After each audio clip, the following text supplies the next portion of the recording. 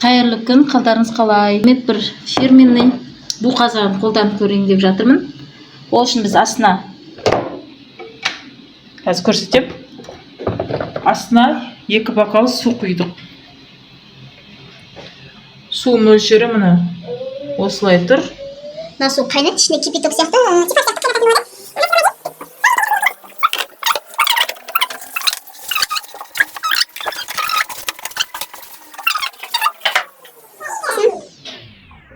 Бәрін осы қатарға қоямын. Чеснок, укроп, дәмдеуіштерін бәрін. Тоже кішкене түсе білейін. Дәмдеуіштер кішкене қосам, дәмі күшті шығады. Ал ең бетіне жұмыртқамды қойып қоямын. Буға піседі жалпы. Бәрі.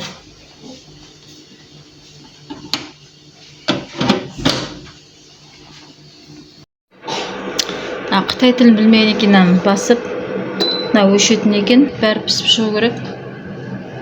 Жұмыртқа бәрі. Ет ең ұзақ 40 минут. Көреміз, ал бісміллә. Іші буланып отыр. Іші буланып, бумен уже су қайнап отыр. Ішіндегі су.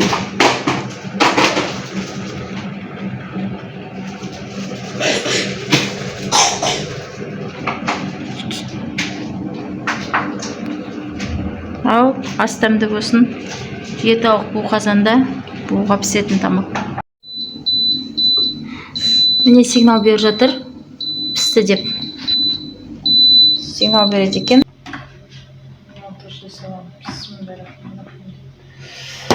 Опа. Жұмыртқа пісті.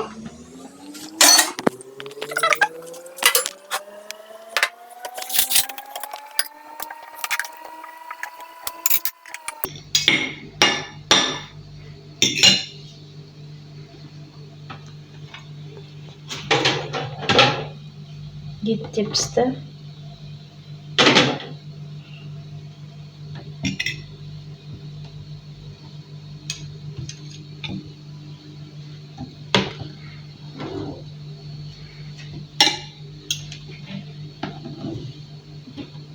Енді көк пияз, көк укроп бетіне себіліп жүр. Буға піскен тамақты жесеңіздер болады. Бетіне немесе начинка құйып, подливка құйса да болады.